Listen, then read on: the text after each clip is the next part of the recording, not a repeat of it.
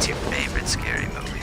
Do you ever fantasize about damn enchiladas? That's much too vulgar display of power, Karen. Let me ask you one question.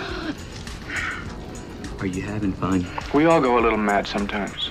Because I promise you, you and I are going to have some fun. Oh, no. It is time to keep your appointment with the Wicker Man. They're coming to get you, Barbara. Shut up, you bitch hog. Game over.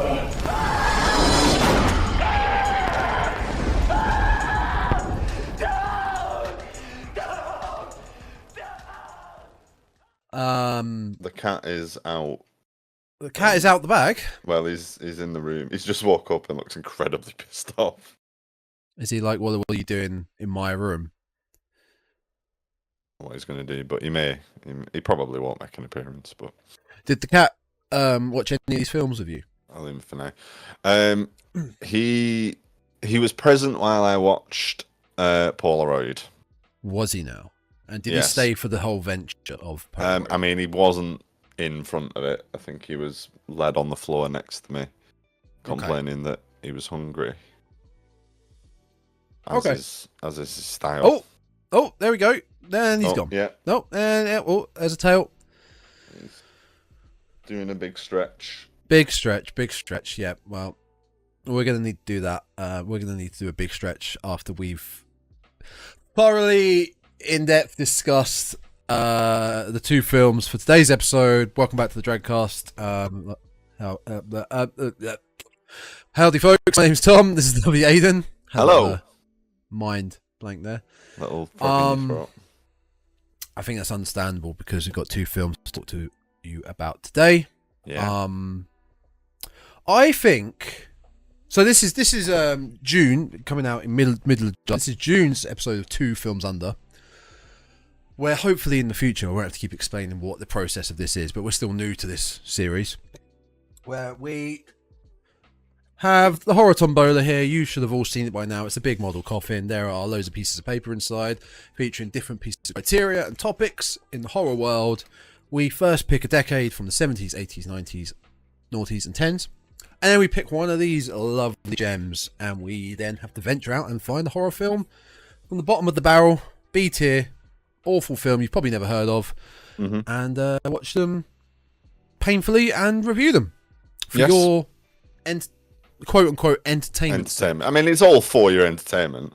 Whether you're actually entertained by it is subjective, I guess, but it's also nothing because I've got not much going on in life, so I just like to talk to you about horror. So even if people don't listen, it's just fun to talk about horror. Yeah, so that's it. So yes, welcome back. This is June's episode of Two Films Under for the Dreadcast. Last week, the latest in our Treehouse of Horror series came out on 9 and 10. We're at the top of the roller coaster of the peak of Simpsons, and we're slowly just. It's like the ride Oblivion, isn't it? Yeah. It sort of hangs you, creeps down a little bit, and then we're probably going to get the full-on drop soon. That's it. That's So, it. We're just before it says "Don't look down." Yeah, yeah. So there was some good stuff. So do go check out our review on Treehouse of Horror 9 and 10. I'm going to put that right there, and you can also find it on all major audio streaming services that you know about. So we do have two films to get onto today.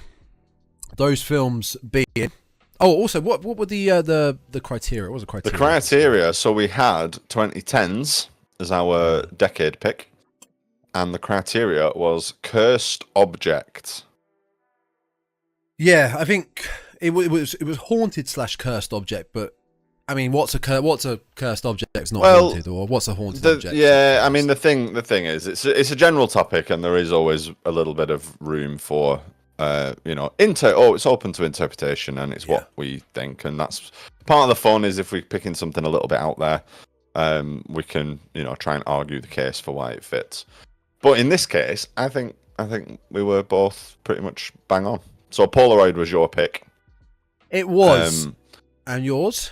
And mine was Countdown, which was about a haunted phone app, basically.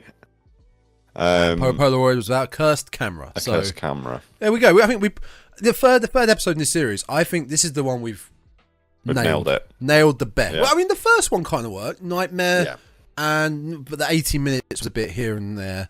80 minutes or less. But this one, we really nailed it. And I think it was down to you deciding we need to split into decades. Split the decades. And yeah. So yeah, those are the two films we are going to be looking at today. I have a little bit of business just to bring to the table. Okay. Over here. I watched a horror film last night that is has a somewhat connection because both our films have what I like to call ghosts in. Demons, right? Yes. I think I saw this post. Was this your Sinister? It was. Yes. Sinister. There was a lot of talk a while back about this. There was an article that scientists have proven somehow, I have no idea how, that Sinister from 2012 with Ethan Hawke is the scariest movie ever made. Yeah, it's not. No, I had never seen it before. I mean, I have not seen it, but I'm telling you now that it's not. It was boring, and I don't mean that to come across like where anyone would say just in general a horror film was boring. Some people might say original Texas Chainsaw Massacre is boring.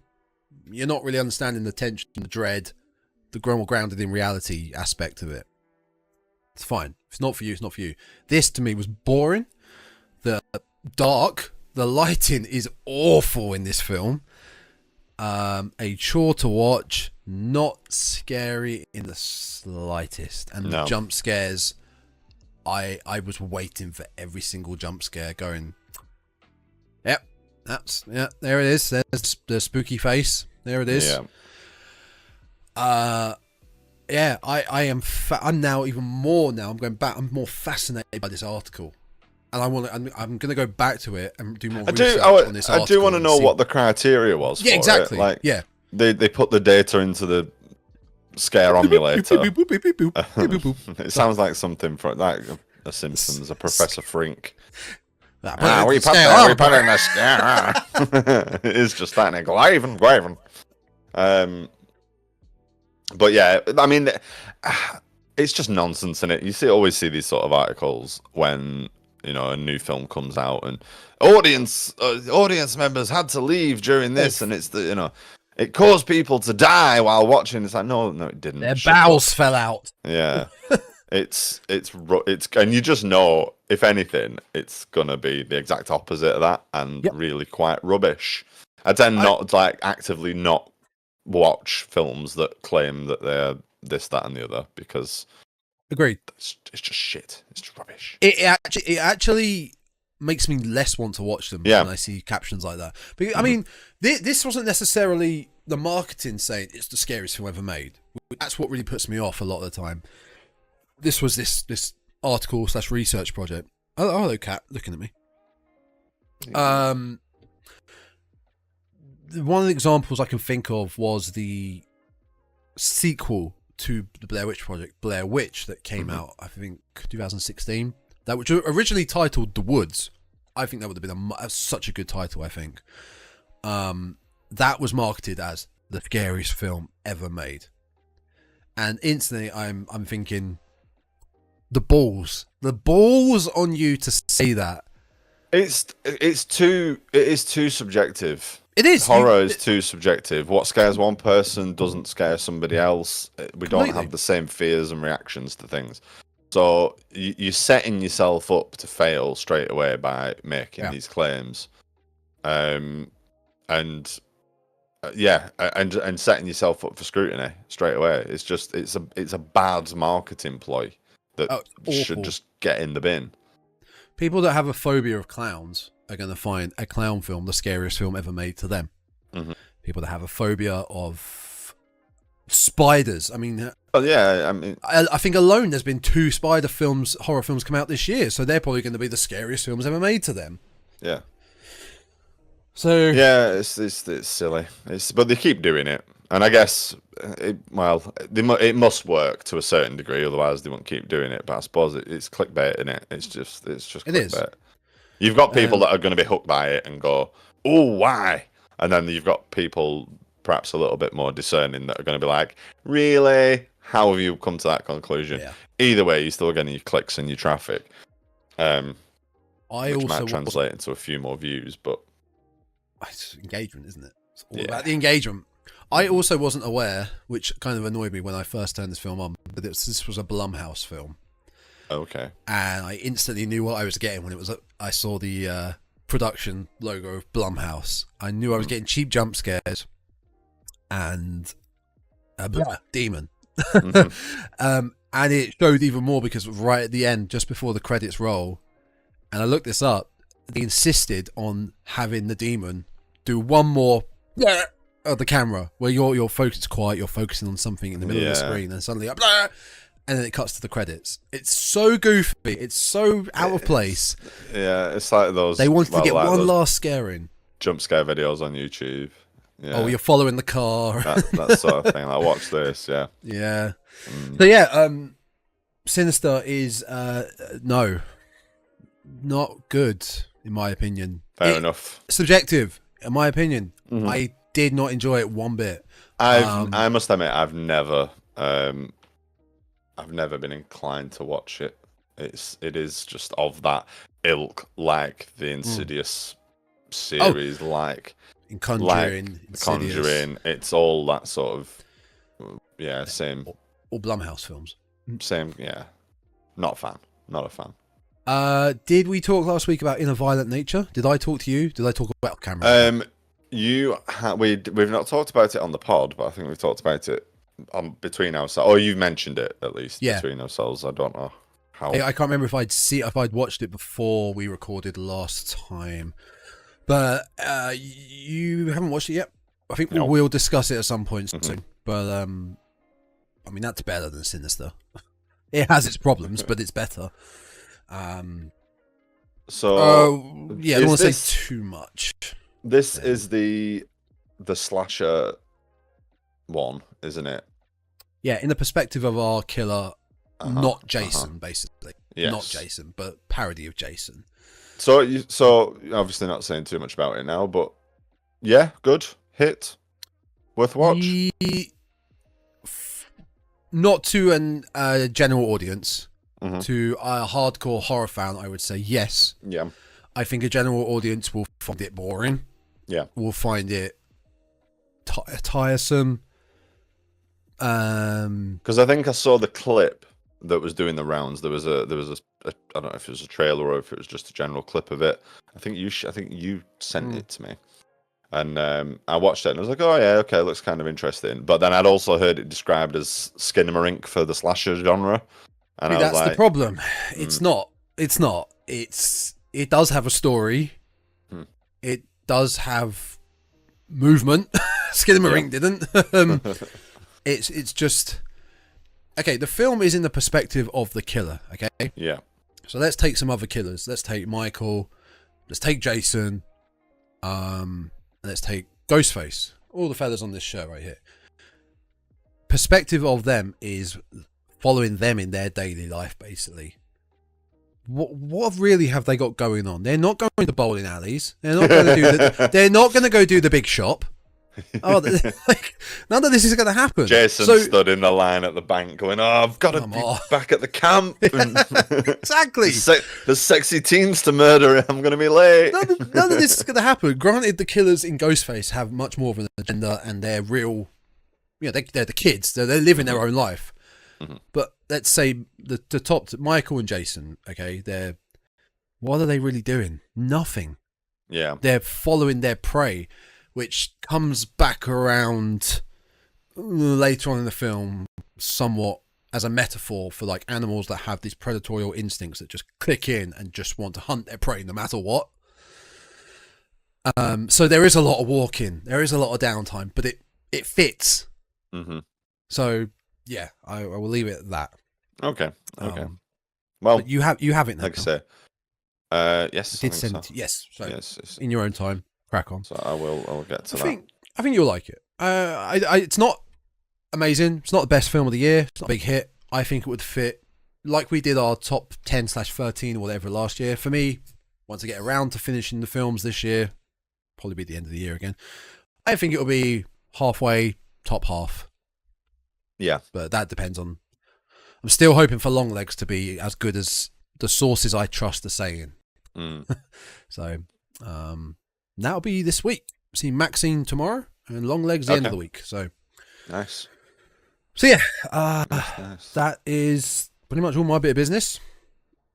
I've Yourself? got nothing. Brilliant. Cheers to that. So, I've had a couple of weeks. I've been working away. So yeah, things are always a little bit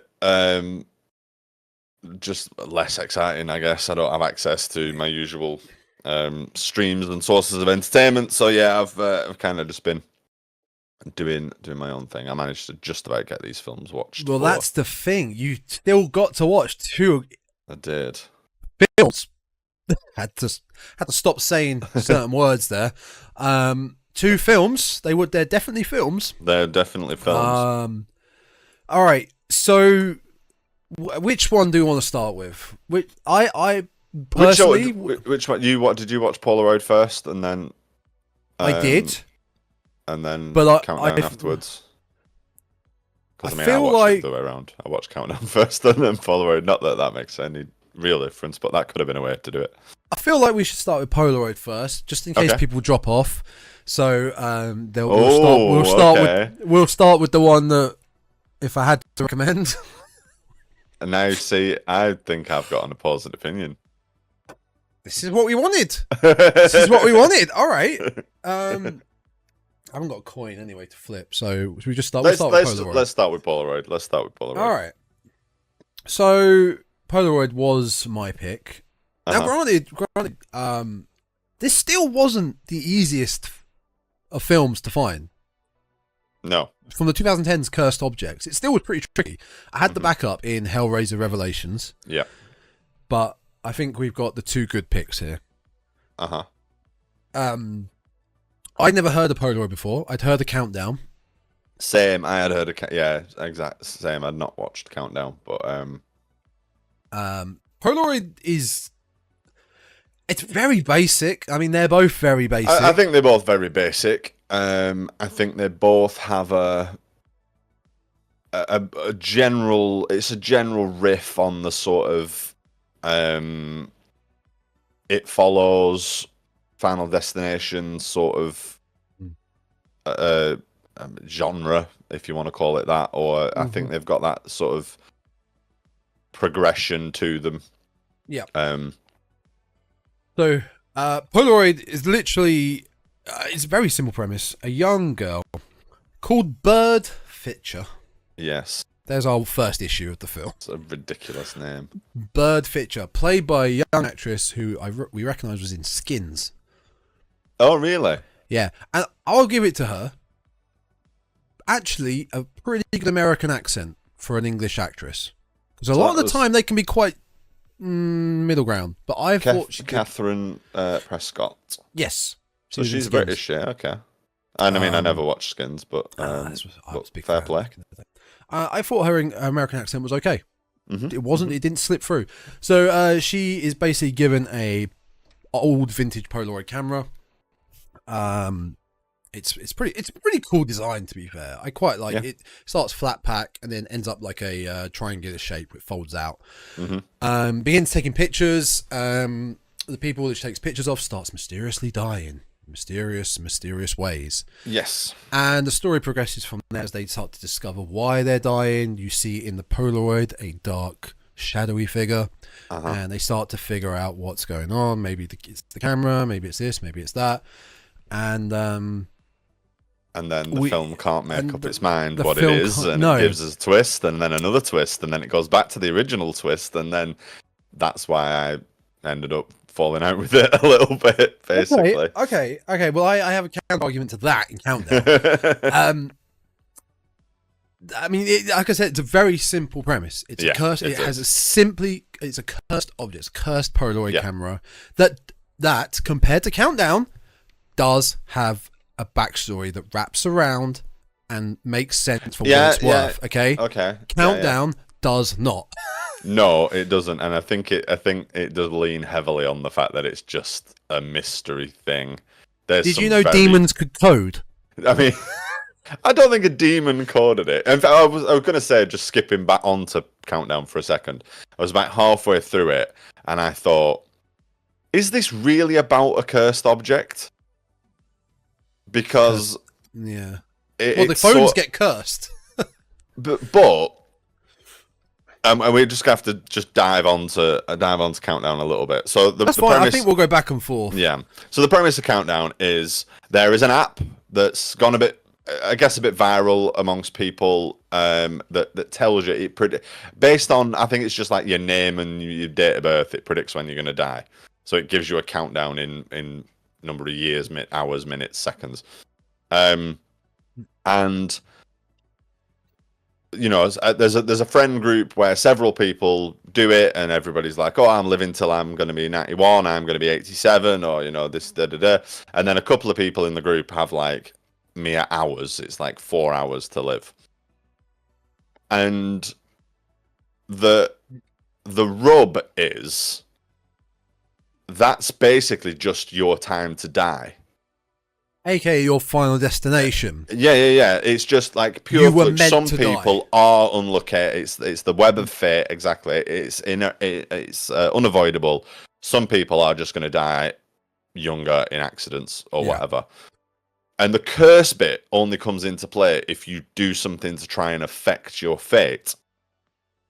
So I was watching it and I was thinking, well, it's not really a curse. The app isn't causing them to die at these specific times. That's just when they were going to die. I was like, so does this really count as a cursed object? And I was like, right, we're going to have to stop the episode, go find another film. And But I thought, well, it is, because there is quite clearly a curse there that gets you regardless of that. That's where the curse element and comes it's in. Haunted, shall we say, by a demon. A demon. I mean, yeah, there is a some sort of creature in there.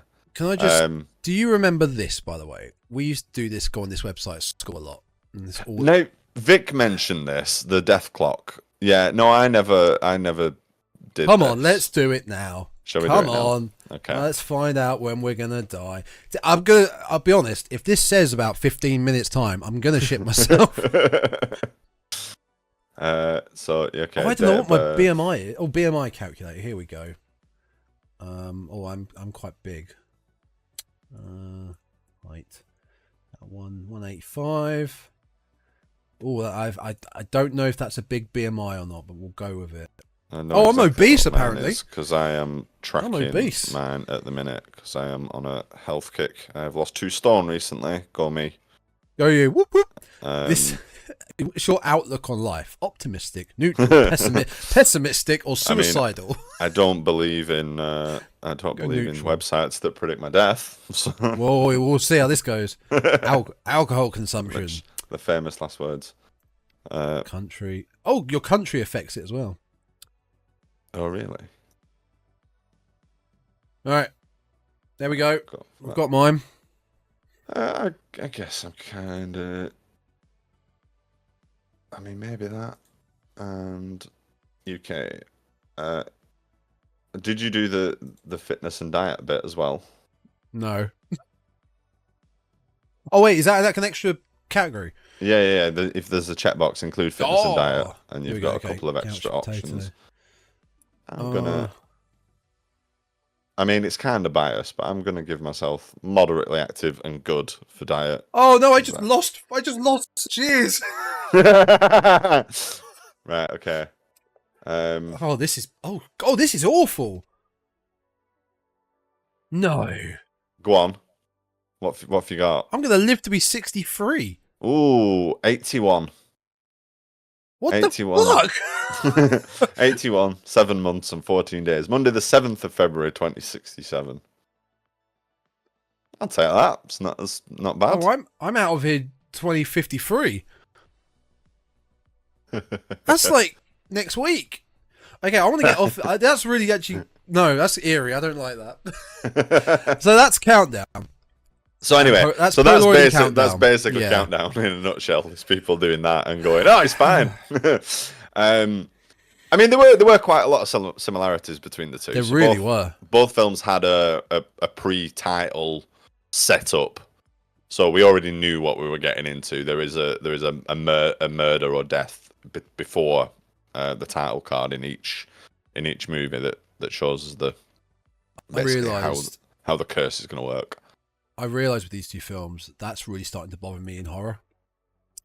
What A setup to how before. the film works, to how the kills work. I know a few classics have that, but maybe let's learn with the film. Yeah.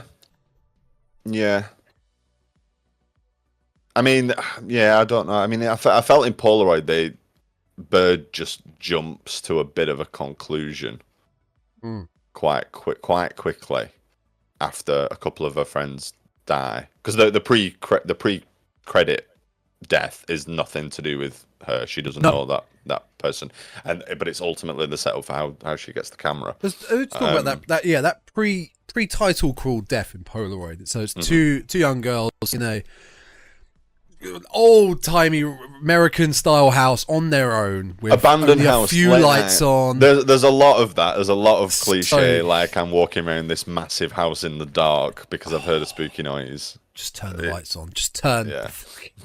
Seriously. Also, where are your parents? Where's the there's nobody in the house, like everyone's on their own. These two young girls, they're rummaging through one of the girls' mum's possessions. Mm-hmm. She says the mum got this camera. I can't remember where she got the camera from, but it's her mum's old camera. Yeah. It's Polaroid. And do they act like they have no idea what it is? They know what type of camera it is, right? No, I think they do. I don't think they're too. But there is a lot of that in this film. There is a lot of this, like, whoa, it doesn't work. Like, no, it takes a couple of minutes. Like, we get a description of how a Polaroid camera works by 3 or 4 times.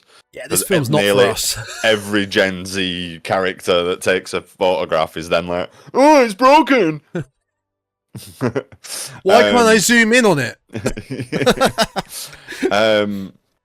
I can't quite remember that detail, whether it says or not, but I do.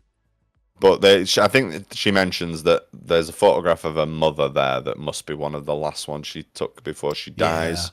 So I think we can sort of, retroactively deduce that the mother was a previous victim of the curse. And then the friend takes a photograph of the other friend to send to a guy. Yeah. Was that the premise? It was basically like, I want to send him a bit of a sexy snap, but I'm going to do it with a retro Polaroid camera because it'll be special. Very special. One of a kind. This is weird. This is a weird thing to do. You know what I was really hoping, one of my first notes here was, oh, good, it's pissing down again. Sorry, I heard a loud noise. It's raining again in England. Oh, wonderful. We're getting Noah's Ark levels of rain at the moment. Mm-hmm. The two girls, one of them wants her picture taken. She undresses down to her underwear, right? To be quite a skimpy photo. She looks like she's in some sort of nighty, sort of negligee type of thing, yeah. We read up on the premise of this film before. It's a camera that is cursed and you'll die. The first note I wrote down was, I was hoping she'd just explode when the photo. I was hoping to go, ready?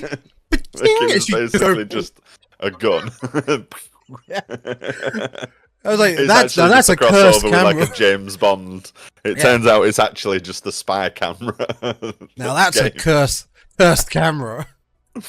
To be fair though, that wouldn't have much of a mystery though, because then if Bird gets the camera, she takes a picture and people just start exploding. And then she still keeps using the camera. There's more questions to be asked. But anyway, that's just my sick mindset. So she has her picture taken. The friend then leaves, and our main girl at the beginning, she's left in this spooky house alone. Strange noises start occurring, and was the attic loft door already open when she? Oh, I can't remember, but there's a couple of little things where like the camera starts making noise by itself. Yeah, and it's like there's a lot of like haunted stuff is happening. And again, similarly, Countdown, we had the shower curtain moving by itself and stuff. There was I'll at least say this intro before the credits was not as dumb as Countdown's one. Mm-hmm. I have points on that. But it's modern day. We've established that it's modern day because they have a phone, because a friend was like, Creg just like my picture. Is it Greg or is it Craig? Oh, don't Americans. On the American pronunciation of Craig. Is it Craig or Greg? What do you want? Craig. It's Creg. Craig. Craig just like my photo. Craig and Graham. So we've established that they have a phone. It's modern day. So when the friend leaves and it's pitch black in this house, she's eerily walking around. Whip out your phone or ring someone or leave or put the torch on. On the subject of phones, there is an absolute weak source attempt at a jump scare with the ringtone. And Polaroid does this a few times. The jump scares that it tries to set up are just awful. Which Countdown does too with the alert. Yeah, it does. It does. But I feel like there's more of an attempt at making an actual tense jump moment. Yeah. And it fails, and it doesn't fail because, like, you know, on the general criticism, I don't like them, but they're just really weak. They're just like, it's like it's not the blur in your face stuff. It's just like a phone mildly vibrating. It's just a weak, or a dog barks. It's just like a really weak sound that's supposed to be the jump. Because they're weak jump scares, it maybe think back to Scary Movie where Rose McGowan is going to the party from Scream. She's going to like the garage to get more beer, and she's like, "Oh, kitty, yeah, oh, horse, it's just you." Oh no, it's not. Rose McGowan is in Scream. It will be I can't remember who it would be in a Scary Movie, but you know what I mean. It's like, "Oh, horsey, it's just you." Yeah, really shitty scares. Remember. I'm gonna look it up though, because it's gonna bug me. Yeah, they were very much like that. They felt like that. So anyway, a young girl, not important. Her name's not important. The attic door is open. Am I thinking of the right film? A ball bounces down. Like a ping pong ball? Yeah. That's it. I can't remember why. Bounces down. She goes up to investigate. She gets pulled up. Yeah. She gets and then dropped back down. And then dropped back down. And that's her death. Because she had her picture taken. Means she's going to die.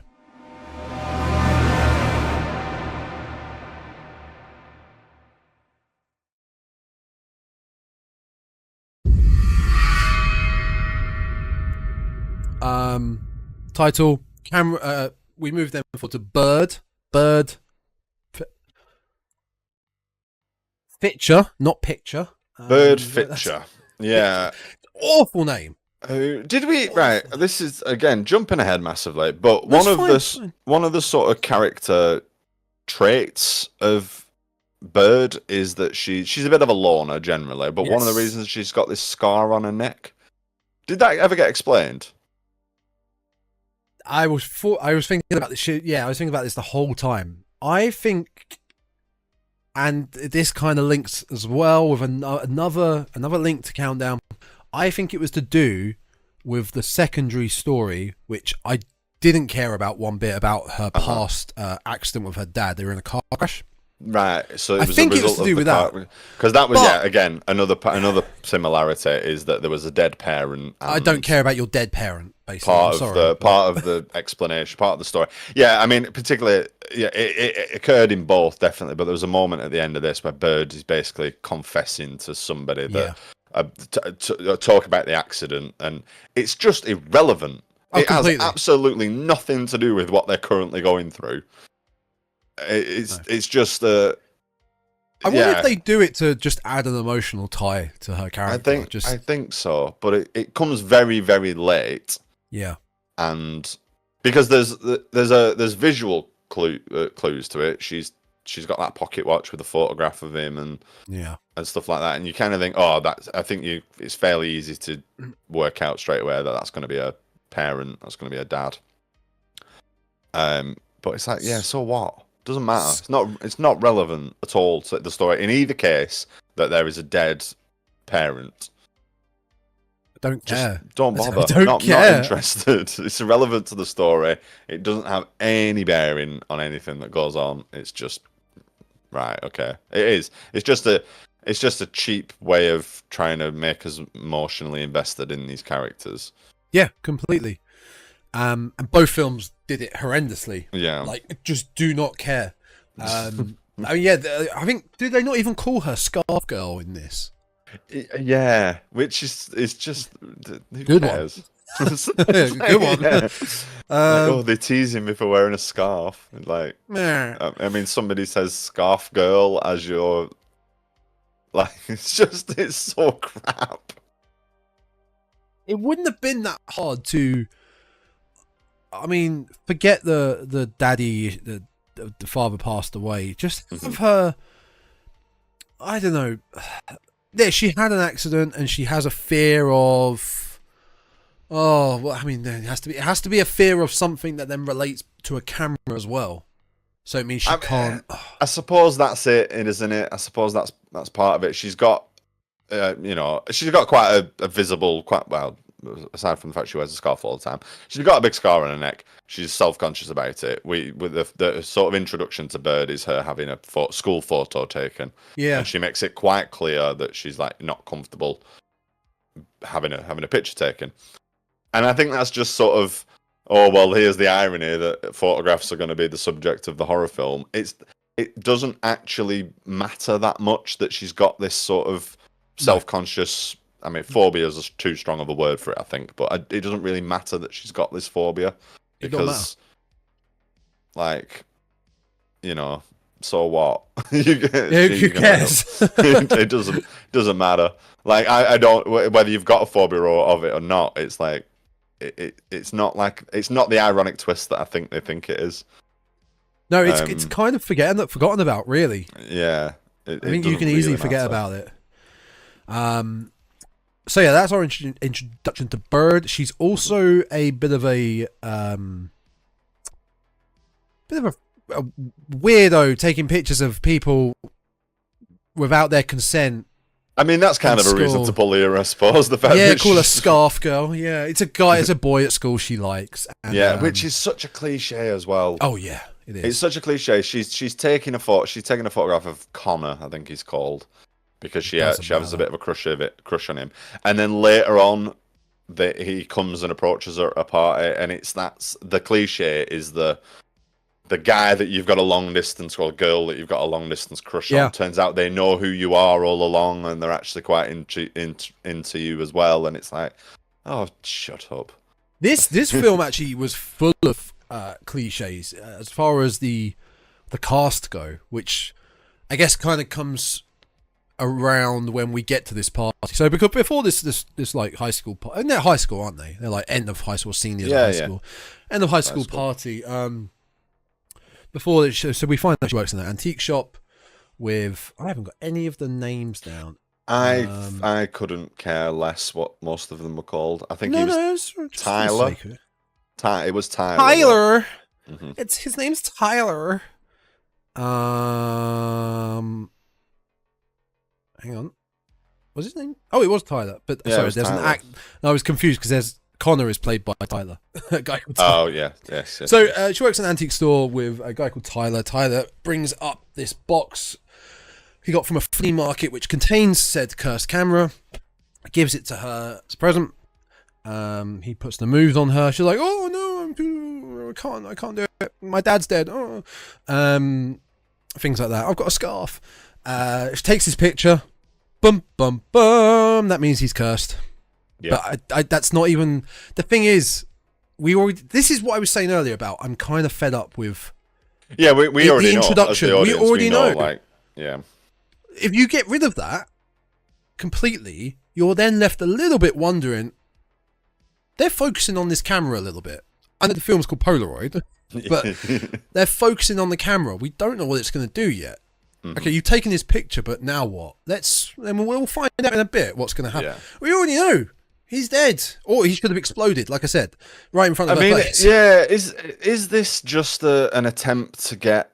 Because both films get into it pretty quickly. They do, which is a good thing, I guess. There's not even without the pre-title setup. we get straight into the main characters getting involved in what's going on quite quickly. But is the pre-title thing just to get another kill in, just to get us off on a quick foot with the horror, you know? Because it doesn't, like I say, it doesn't add anything to the story. But is it just like, right, we can get a murder in straight away here? Probably, but I do also think it's a case of Blumhouse following the rules of a horror film. You know, we've got to get that in first. We've got to hook the audience first. We can't have, people's attention span. We can't have the film start off slow. We've got to get them in, and then we'll start off slow. So, antique shop takes a picture of Tyler, moves on. Jeez, I don't even remember. Is there anything else that happens before they get to the party? I don't think so. There's a brief chat with a mum about her mum working again or something, and she basically gets it's her friend, isn't it, who convinces her to go out because she's not. Oh, that's it. Yeah. Bit of a loner. Again, she's the loner. Yeah. So I was saying about the cliches. So we get to the party. It's a popular girl in school's party who's a bitch to her. We've got Connor, the guy she likes, who's a bit sympathetic to her. We've got the best friend, who you're thinking she ain't gonna make it, and we've got the couple. Yeah, that are the popular couple that still hang out with them, but the guy's a bit jockey. The guy's a bit, I'm full of myself, and the girl's the most could of be them a are cheerleader. Insufferable. I think I hated all of them, but they all fit their character trait pretty much there perfectly. So they get a group photo taken. Have to wait for the Polaroid to develop, as you said. It's broken. It's broken. Yeah, she takes a selfie, doesn't she? The popular girl whose party it was takes a selfie and just holds it up with this look on her face, broken. It doesn't even work. Oh my god. And is it at this point with both of the Polaroids that come out, the one of the group and the one of her? Do we see it, the dark figure? Or she discovers it later on when she goes back to look at it. No, I think it's a bit late. I think she sees it straight away. I think she just sort of dismisses it as that's a bit weird. Yeah. Try to rub it out with her finger like it's a smudge. Or I think she realizes later that it's travelled, because we also find out later on that it's basically the last person that gets a photo taken is the one that's the victim. So if we took a photo of you, you'd be the victim. If I take a photo of me straight away, then it passes on to me, and then I take a photo of somebody else, and then it moves on. The idea of rules in this film, both films actually, the rules change somewhat and are very loose. Yeah. Again. It felt a lot with this like they kept having ideas and then had to sort of keep changing the script to get those ideas in. Like they weren't going to leave anything out. And it's like, I've decided that this is what's happening. Okay, right. Well, we'll make this happen. I've just had another idea, and it's like, please, let's just leave it and let it progress as it is. So they kept having to add these developments. I think it's the same with both, to be honest. Yeah, they kept having to add these developments in as they had another idea during the filming, and it's like, please stop. One thing about this party, remember, it's a costume party. Yes. There aren't many good costumes at this party. No, they're not really. He dresses up as Red Riding Hood. Mm-hmm. Scary. I mean, it's literally just a red coat. Red with a hood. In fact, she actually looks like she's an extra in The Village or something. Our popular girl is called Avery. There are some... the name Avery. Avery is our popular girl who takes the selfie. Katie Stevens. Meanwhile, while this is all occurring at the party, Tyler is killed back at the antique store. Now I'm going to give this a positive. I quite liked the shadow appearing in the projector. So he's at the back of the antique store, and he's found an old projector, hooked it up, and is playing it. It's not a video projector. It's a slideshow. Yeah, slide. Yeah. So you got big bright light cuts to one picture, black. Big bright light cuts to one picture, black. And then suddenly a shadow appears. Yeah. and then it doesn't. I quite like that. Yeah, and then the shadow it was moves. good. It was clicking back and forth, yeah. and it's not there. I did quite and like that. He starts to think it's somebody behind the screen, but all the time, like it was weird that his shadow wasn't casting on the screen at all. That was really annoying. Did write that down as well. I mean, just another little nitpicky bit when Connor approaches Bird at the party and says, "Oh, did the photo come out all right?" It's like there's absolutely no way he heard her taking a photo of him or knew that she was taking a photo of him from the distance he was. No, I'm not having it. I thought he looked over when she was taking the picture. Yes, he does, but there's no way that I just assumed that was just sort of a casual, like he's looking around as they were talking. There's no way that they were close enough. Like he was outside, he was talking to his friends. There's no way he went, "Oh, that was a camera. Someone's taking a picture of me." Not having it. Rubbish. He's not having it, folks. He's not having it. So yeah, Tyler is killed by said entity in the back of the. You don't actually see the death. You just hear a big jump scare and he dies. We get like knife sounds, don't we? I think on the first couple of kills, it sounds like people are being stabbed up. The usual sort of shinky, shinky, stabby sounds. So she is informed at the party. That he's. I mean, I don't know how they found out that she was there at the party. Or to let her know. Why does she need to know? That's the other thing. I don't even know. We don't even know whose antique shop this is. They just work there. I think it's supposed to be Tyler's like parents' shop. I think there's a little reference to him, like him sort of saying it's like his mum's shop or something or other. But yeah, there's no reason for her to be told. No.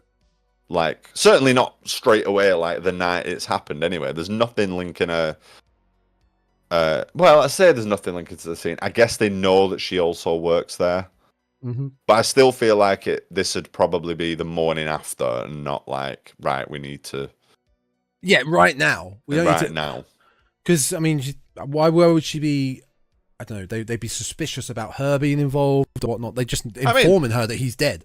That's, I think, as far as like the due process is, she'd be interviewed as well. You know, end of the day, guys died in mysterious circumstances. She works at that shop.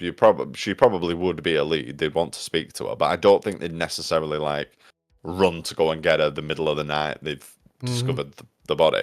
Also, I don't know how they discovered the body in the middle of the night either. Yeah. Did he ring the police? That's a really good point. How was the body?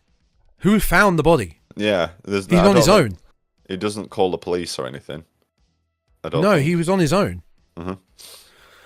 It don't matter. No. So everyone leaves the party, and we're left with Avery alone in her house. Once again.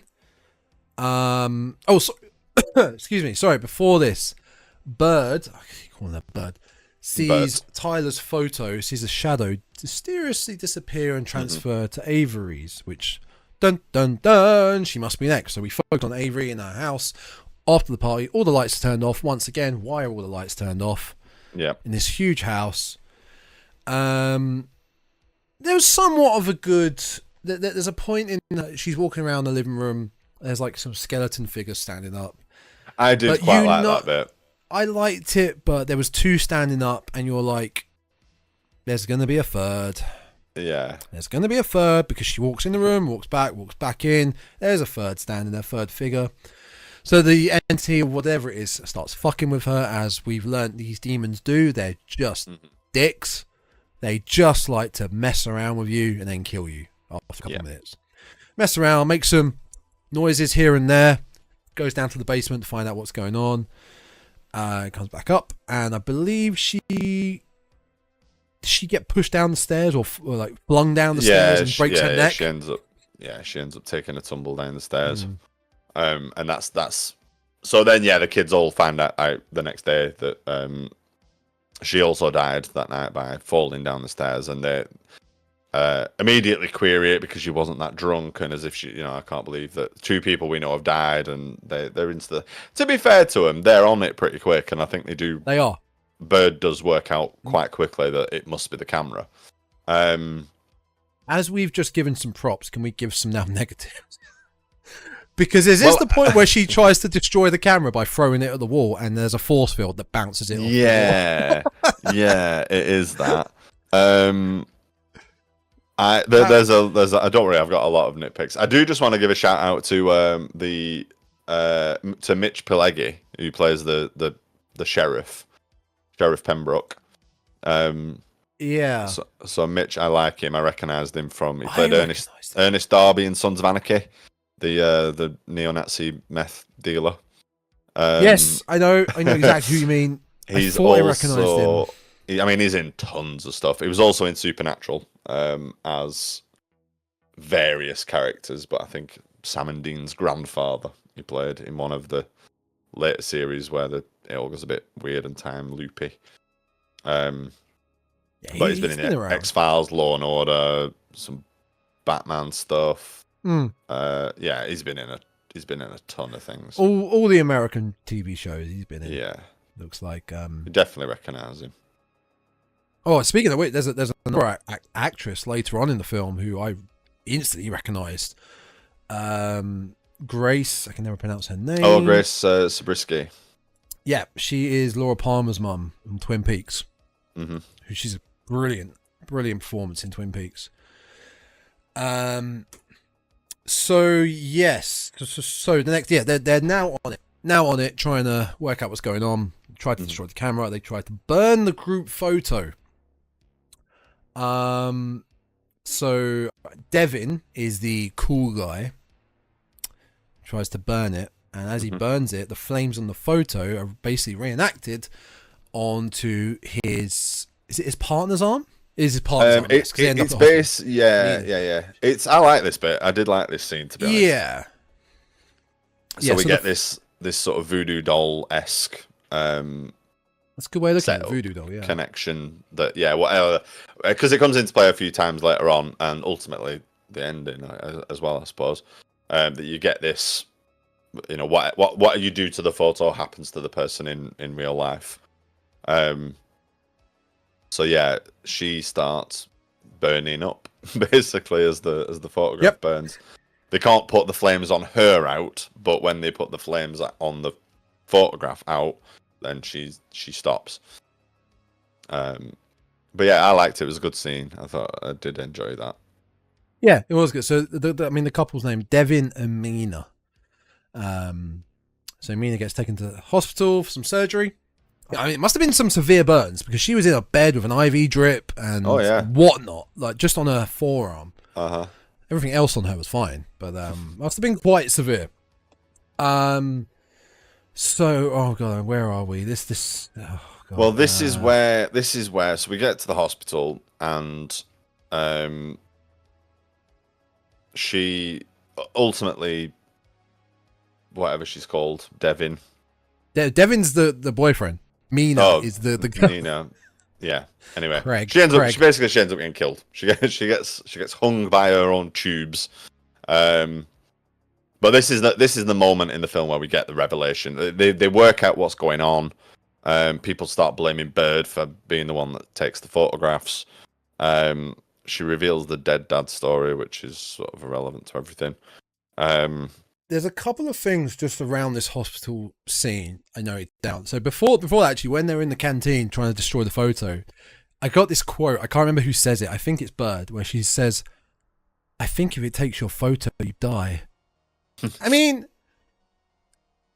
does that sound like a logical thing for a human being to say?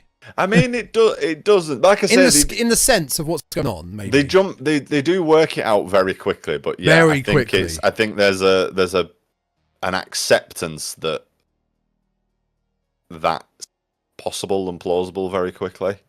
And then in the context of telling a story about her dad dying, she then says, "Oh, he would have worked this out," and that's when they decide to go all Scooby gang, and a bit Scooby.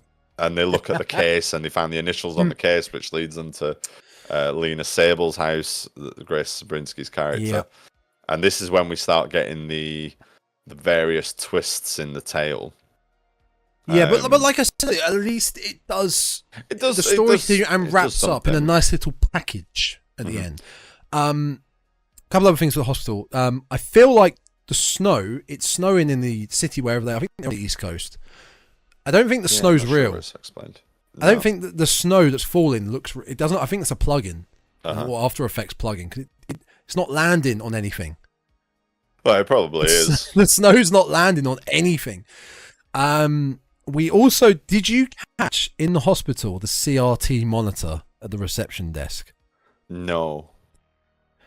We have established early on this is modern day. There's an iPhone. Okay. Yeah. The reception desk has a big, bulky CRT computer monitor. Those hospital cuts. What the hell? Well, speaking of hospital cuts, because once Devin leaves Mina's room for a bit, there's no one around. I hate this in horror films where if it's set in a hospital, suddenly there'll be no one around. Well, we have a very good reason for this to also be a thing in Countdown as well. Don't we just? Where there's just an entire wing of the hospital that's asbestos ridden and deserted. It's abandoned. Yeah, and the doors just on the latch. You know. Yeah, anybody can just wander in there whenever they fancy a quick 5 minutes away from people. Yeah. So I that's a big pet peeve of me where they do that with hospitals or it's mainly hospitals or maybe a police station. It's abandoned hospitals, scary. Can you imagine going to a hospital? Say someone you know in there, fine. You've gone to visit late at night. They've fallen asleep. You get up to walk around, and there's no one around. Absolutely nobody. Not that, and all the lights are off as well. All the lights are off. Never off in a hospital. Not a nurse, just in case something goes wrong to a patient. There's not a night shift nurse. No one around. No. Bothers me so much. I mean, maybe it is America. Maybe you've got to pay extra to have overnight nursing staff or somebody watching your vitals overnight. Possibly. It's an extra $6,000. So at this point, Mina is killed. Off camera. Yeah, I think her boyfriend finds her strung up, doesn't it? And he says again, people are saying it's suicide, but it's there's no reason for it to be a suicide. No, because you've already established you think that if you take the picture, you're going to die. So it's obviously it's not suicide. So this is when they start working. This is when they start working it out or trying to work it out. Yeah. And they basically find that we're told it leads us to believe that the camera is possessed by a murderer, a serial murderer, or I guess not technically a serial murderer, but there was a bunch of kids, teenagers killed in the 70s, and the camera seemingly belonged to the guy that murdered him, and he's the killer. And I like how the kids, like I say, the Scooby gang, because they do go kind of full Scooby-Doo at this point, they're just able to Google the name and find out who owns. He's like, oh, he lived at this address. Oh, well, let's find out who lives there now. Quick Google, and it tells you the name of the person that owns a house. Where can you just Google who owns any house anywhere? It's just not a thing. They're a lot more tech savvy than I am. I'd say. They really are. That happens very quickly, and they also seemingly are able to grab evidence. Yeah, because where do they? It looks like a library. I think it's the school. Records. I think it's the school, and it's the school yearbook. Is this because this is when they're looking for looks like evidence? It does look like evidence. But it's that there's basically one that got away. But this was my issue with the whole premise. That I know what you're saying. I appreciate that. Yeah, they do something with the backstory, but the backstory just goes on a little loop that's not really relevant. So flip flops a bit. The essential beat of it is this: the camera. They discover the camera is possessed by the serial killer. They go and see the wife of the killer, who says that, well, actually, it was revenge killings because his daughter was bullied. Yes. And you think, oh, okay, fair enough. little bit of sympathy there. Yep. Then there was a victim that got away, who you can see it coming a mile off. Turns out to be the police chief, who then says, "Well, actually, the dad was a bit iffy with his daughter, and it was him that was responsible." He was one of the quote unquote bully group. Yeah, when they're younger, trying to get the daughter away from him. Yeah, because so it just flip flops back and forth, and it's like, oh, plot twist. The dad was doing it as a revenge thing, and it's like, oh, and so then you kind of think, oh, it's the daughter that's the spirit that's possessing the camera. Yeah. And then it flips back again. It's like, no, that was just an idea we had that we ran with for a couple of scenes, and actually we're back to it being the dad again. And by that point, I was just like, was that necessary? That was just a little detour around the corner for absolutely no gain whatsoever. Just to, because one of my other gripes with this film and Countdown as well, in fairness, is that they both run on too long. Far too long. They drag. They do drag. And it felt weightier with this little, I don't know, flip flop. Who's the killer? The red herring nonsense with who the spirit is. I was really, really sick of it by the time we got to this point, because we still had the whole showdown to do. Oh yeah. Well, let's say so. Without treating this like a whole episode on Polaroid, which we'll do in the future, obviously. A few things just I think we've glossed over or missed. We discover that Bird was actually in the group photo. Her reflection was in it. Yes. We do see the demon, the entity / demon. At some points, we see a lot more as the film goes on. I think she goes back to the vintage, the antique store at some point with Connor. And it can't get through the steam. Yes, that's a rule that we learn. And it's because it's essentially it's a photograph, isn't it? Yeah. Except when it isn't, they just they pick and choose. They cherry pick what rules they want to follow about that. Our said demon is basically, I would say, about 8 foot high, very skinny, long fingers. Yeah, very boring looking. If I'm honest, not very creative. It's not great looking. Looks a little bit like Vecna from Stranger Things. I do know what you mean. Not a fan of Stranger Things, but I do know what you mean. Yes, it looks better than the Countdown demon. Yeah, but both demons, there's no reason as to why they look like this. I would have preferred a walking camera. Something that relates to it. Yeah. I mean, to be honest, talking about Mitch Pileggi being in Supernatural, quite a lot of Countdown started to feel like a Supernatural episode. Yeah. Particularly the sort of final battle and the showdown, where because they established this sort of voodoo doll style thing with the photographs. Yeah. And that ultimately becomes how Bird battles the ghost. Yeah, is to use the photo, to take a photograph of it and then destroy the photograph, and that's how they win. Which is a very sort of ironic twist of fate, and quite a lot of the times Supernatural ends like that, where we use the haunted MacGuffin against the spirit, haunted thing itself. Yeah. So the final showdown back at the school, and once again pitch black. And it's Bird, Connor, and I can't remember. It was Linda. Was it Linda, her friend? Linda. I can't remember if she's still alive at this point. I couldn't be bothered. No, to learn Linda's the names of anybody. Linda's one of the girl from the beginning of the film. Casey. Bird, Casey, and Connor. These are awful names. Brown hair boy number 1 and 2. That's what I was referring to. They look so similar. They looked so similar. So the showdown's at the school.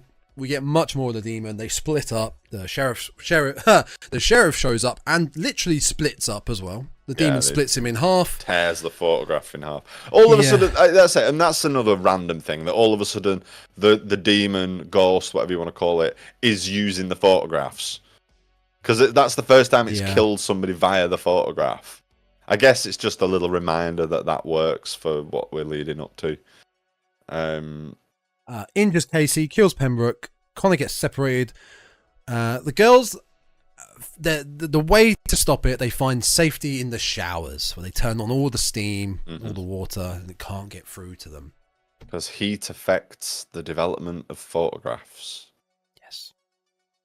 And which is also why it can't attack people during the day, because they need darkness to develop the photograph. Except Polaroid photographs don't develop in darkness; they develop in the light.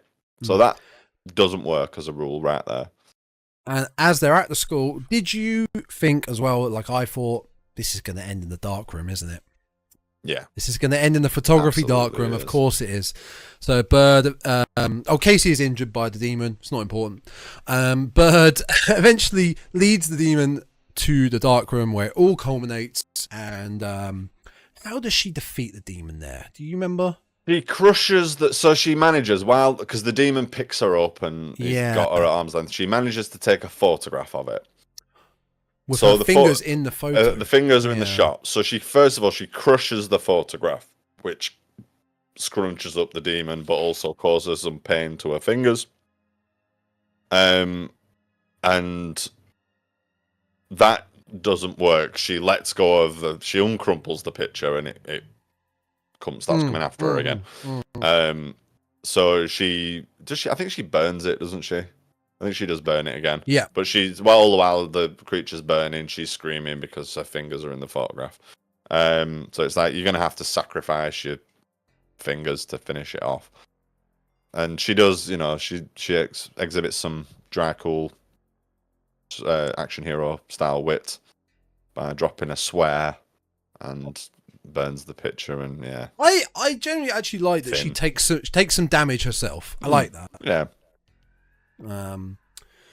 It's like I said, we see all the demon here, and it's just very meh. It's very basic. Yeah, sort of eyeless, skinless.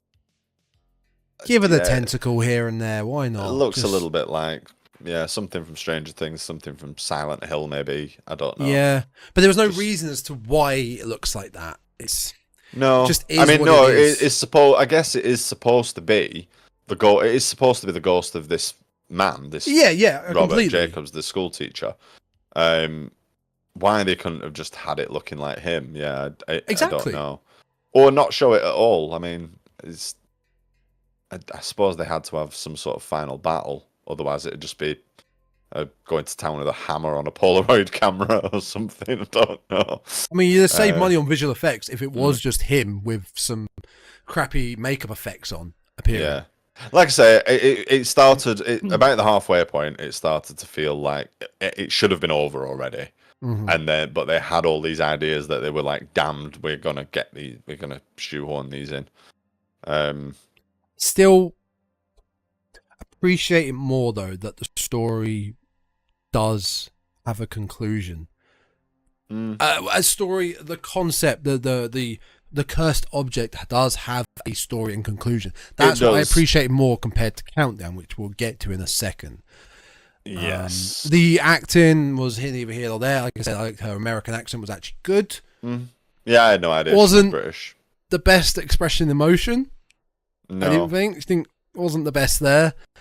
I quite like the setting, the snowy landscapes here and there.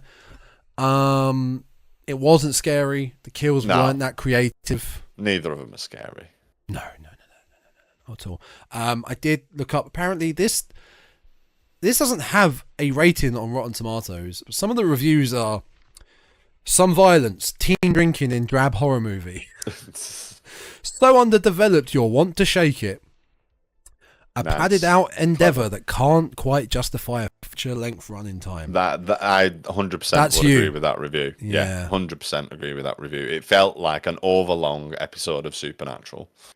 There's a whole Polaroid camera premise, but which is unusual, but the rest of the film is strictly paint by numbers affair likely to bore seasoned genre admirers. And I think those are all very fair. Yeah. I also noticed it had a budget of $8.5 million and it made 1.7. Yeah. Yeah. Yeah. So yeah, that's Polaroid. Very little meat on this film.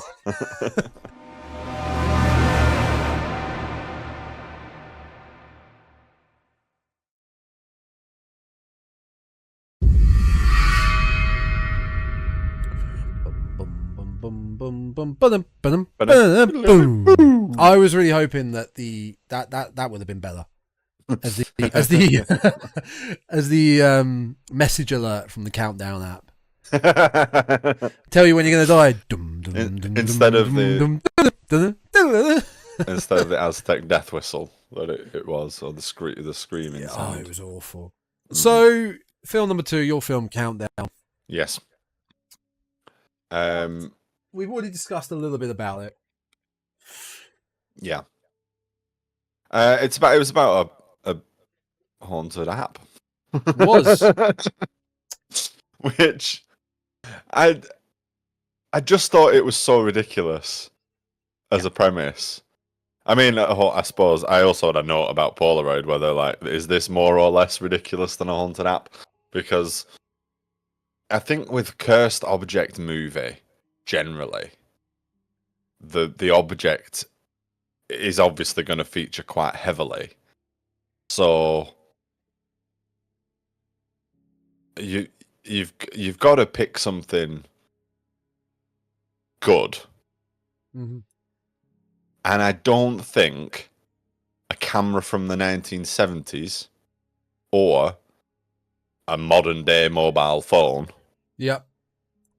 is the one. I don't think either of those objects are old enough, spooky enough generally. Like, I think there's you know what I mean? I think there's a list of horror haunted objects that you could, that are no question could be scary. Old books, for example, I think quite easily. You know, haunted doll, no question.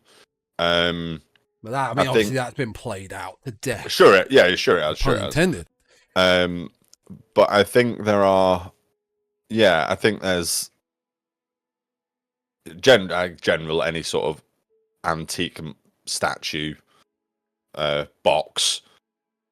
There's a bunch of things that I think are inherently more scary than modern technology. And and I think that's where both films fall down, really, for the horror aspect, is that just what's scary about an app. Like you say, it was the death clock that everybody used to mess around with. And the actual horror with Countdown turns out to be not reading terms and conditions. Yeah, I was thinking that while watching it, thinking, is this going to be a lesson in that people should be? It's a cautionary tale. It's a cautionary tale to read the T's and C's. It is, because as I say, it's a bit of a viral app that friends are having fun with, as we said. The people that run afoul of it are. It transpires it's because they tried to avert their fate, so they were destined to die anyway in unfortunate, tragic accidents. But if they try to alter that, then it invokes the demon in the curse, in the coding, to then come and get them. So they're still going to die. They just die through supernatural means. But each death is precluded by a message that sort of says, or preceded by a message that says, you've broken the terms and conditions, basically. User agreement broken. Yeah, that's what pops up all the time. And we went on to Death Clock earlier, a website that you use once, and you go, oh, that was fun. an app is something that you decide to have an app on your phone that, for the most part, you're going to use more than once. Yeah, I feel like there are apps out there that are just little one-time gimmicky things. Because like with this one, you use it. Oh, that 50 years. Oh, that's cool. Put my phone down. Yeah, you're never going to. Why would I look at it again? No, yeah, there's no reason to have a look at it again. Granted. The problem, I think, the main problem with this, which I compared to Polaroid, was that Polaroid had somewhat a reason why the camera was evil. There's an explanation for it. We don't get that with Countdown. We have a tech guy. I mean, there's a lot of comedy in this as well. Mate, the tone, the worst part where the tone shifted is when we meet our little nerdy priest. So we have the tech. Yes. Oh my god. There are two characters that basically are there for comic relief. One is a tech guy, like phone repair shop that our main character, Quinn. Quinn. We just have a normal name. I know. Takes played by Elizabeth Lale, who I didn't recognize. I didn't recognize anybody from this either, to be honest. No. Although I think she's been in the Five Nights at Freddy's movie, which will not be covered. That's another Blumhouse film. And Gossip Girl. Or maybe I did kind of recognize her from the. Oh, she was in the show with you. Gossip Girl I had to suffer with. So our main character Quinn, she takes a phone to a tech guy, hoping, because the first thing she tries to do is delete the app, and you can't just delete the app, and she takes it to this phone repair shop to get him to basically hack it. Yep.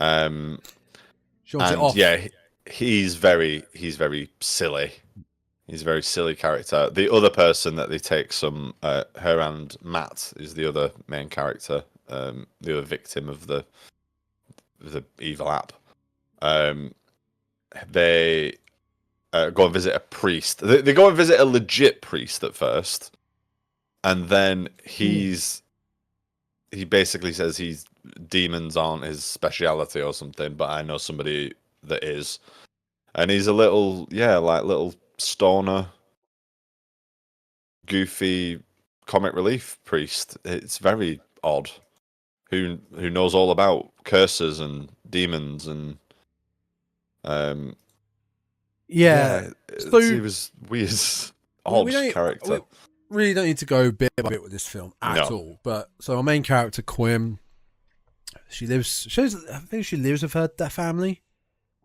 No, we don't. She's again. It's weird. She's living on her own. Yeah. She's living on her own but she, again, we have a dead parent. The mother has died previously, and her father and younger sibling live together. Yeah. And she has recently moved out, I think, because there's some joke about, or not joke. There's some comment from her younger sister about coming back to get something from the house, or. I don't know. It's a weird dynamic that they've got, but again, I feel like it's a little bit of a cliched, strained relationship because of a dead parent. Yeah, like that's the link. That's all the bratty little sister, and she throws out like, "You're not mom. You can't tell me what to do." A couple of times, and she's basically acting up as like a trauma response or something, I guess. Yeah. No, Quinn has a boyfriend, doesn't she? Who gets killed. Oh, does she? Yeah. Does she have a boy? How? No. I think. Oh no, sorry, no, that's my note. No, I'm misremembering. Sorry, that's my note. The boyfriend I'm referring to is the boyfriend of the pre-title card. Yes. Oh, okay, we should probably start with that because that's how they run into. Yes. Yeah, the pre-title card. A young girl at a party. The group of friends. They all down the gap, and hers is like, "You've got 7 minutes to live." 7 minutes. Mm-hmm. We've got 21 seconds to go. She leaves the party with a boyfriend who is drunk. He's not driving while he's drinking. He's drinking while he's driving, or whatever the phrase is. And that would have been her fate. She would have died in a car crash. We find out later. A tree would have gone right through the window and knocked her block off. She decides to walk home, which apparently is like 5 doors down. So I was why she was going to get a lift. Why she was ever going to get in the car anyway. Yeah, and that was very strange. Yeah. Makes it back home. No one's in, of course. Her home is a bungalow. But she decides to go get a glass of water from the bathroom. Mm-hmm. Not the kitchen. Yeah, that's odd. And when she does get a glass of water, it's disgusting the way it looks. I don't know if you clocked that. Anyway, mysterious sounds keep happening in the bathroom. Oh my god. She looks at her phone. Phone is like, she's literally got 21 seconds to go. Yeah. We hear an eerie noise in the bathtub itself. She gets pulled up to the ceiling and then yanked back down, neck broken on the bath. She's dead. Boom. And then I believe here's when we cut to, or maybe later we cut to the boyfriend itself. Eventually in the car crash, again, like I said, shows she would have died. It immediately cuts, and essentially we're led to believe that she died at the moment of impact in the car crash. You know, when she would have died when the car crashes. And then then we cut to Quinn in the hospital, and she's treating. She's a nurse, about to be newly qualified nurse, and one of the patients in her care is the boyfriend from the car crash. He's there recovering after his little bump. The problem I have with this scene, the way she walks into this room and talks to him is like he's been there for a while. Yeah. Sits down, has a chat with him. Very familiar with each other. Yeah, like he's been in there for a long time. The wording he used was the day that she died. That to me insinuates that it was a while ago. The day she died. Not yesterday. Why would you? If it was yesterday, why would you say the day she died? I guess it's it is odd phrasing. I mean, I guess I can accept that he's been in there for a week or two, recovering. But the using the day that she died makes it sound like months have passed, or a significant chunk of time. When feasibly it can't be more than maybe a week or two, really. I don't think. Exactly. That was a little gripe I had there, one of the many. But that is a bit strange. We also, I don't know if you clocked, the only injury he had, I think, was to his legs. His face looked okay. Until we saw him later on, where his eye was swollen and red. Yeah. That wasn't there before. I just want to also point out that he's absolutely... He crashes his car because he's absolutely shit-faced. Yep. Do you see what he drinks? It's like 4 Dixie cups of beer. The acting, they're definitely not full cups. So he's had like 4 half beers, he's had nothing by anybody's standards, but certainly not a British teens house party standards. There's no way he should be that wasted off. I'd say it probably amounts to about a can of beer, a pint at the absolute most. I mean, Americans, nothing. I'm putting it out there. They don't handle their their booze as well as we do over here. So that did make me laugh, and I saw that's all set up then basically to Quinn them learning about the app, downloading the app for themselves, and from there on we get her story. Yes. So that's basically the prelude to it. Yeah. We get his death occurs at the hospital, which really bothered me. Which is in the, as we mentioned earlier, in the abandoned, asbestos-ridden wing of the hospital. It's not. It's not. I don't think. The thing that really bothered me. He goes through a door. I thought he was. He goes through a door into the stairwell. Yeah. And then he looks around. The door's locked. What sort of health and safety issue is that in a hospital? I thought that stairwell was the abandoned bit that he was in earlier. I'm going to look it up. Because I thought that's how they were sort of dismissing it as like, well, he was in the dangerous bit of the hospital he shouldn't have been in. It's his fault. But the fact that the stairwell says no re-entry, go to level 1. Why does that door got a one-way entrance? Yeah, that doesn't seem like a safe thing, does it? So yeah, I mean, my notes are very light for this film because it does sort of skip through quite quickly. Yeah, that's fine. That's fine. So he's on the verge of his countdown app. running out. Lights And go this, off. we get like haunting. They get haunted, don't they? As similarly in Drag Me to Hell, like over that period of days before you die, you get like increased visions and But stuff like that. why? We get this as well, I guess, in a shorter time frame, but we get this as well with the people that have broken the user agreement start to see things and have like weird dreams. There's a bed scene where, you know, she's cuddled up to this demon and night terrors and haunting-y bits, which are supposed to provide most of the scares, and just don't. It's not. There's nothing scary about this at all. So yeah. So we have conflict with the sister. We see her go to the tech shop, the phone repair shop, and which is where she meets the guy whose name I forget. Matt. And yeah, through the way she's acting and stuff, he sort of twigs that she's also done the app, and for the rest of the film they're in partnership trying to work out how to. I clocked it as soon as he walked in the system. store. I'm like, this hunky gentleman is going to be the secondary main character of this film. Before she goes into the store, because she goes into the store mainly for the purpose she's now freaked out by this app. Yes. Wants to get rid of it. She works as a nurse at the hospital. She goes to the morgue and finds the kid who I just mentioned, can't remember his name, body. Yeah, and to break his phone into his phone. But his phone is there. Yeah. That also, he was pushed down a stairwell. Five stories, I'd say. Yeah. Dies at the bottom of the stairwell, and his phone falls as well. And the phone phone's survived. Amazing phone. Just a bit of it. Yeah. Incredible phone. Screen's cracked, but that goes without saying. The phone still works. The phone is still charged. Mm-hmm. And it's in his body, well, not in his body, but with his body in the morgue. With his body, yeah. Would that not be evidence? I mean, that would be... Because it's a mysterious death. Yeah. That phone would be evidence. It wouldn't be with the body anyway. Whether it's a mysterious death, they know they witnessed the suicide or whatever it was. There's no way that they keep the personal effects in the freezer, in the chiller cabinet in the morgue. That's not. Tom really loved his Steam Deck, and it was just cradled with him. We just get this. It's just an excuse to have this sort of like, dead body, gross out stuff. She goes.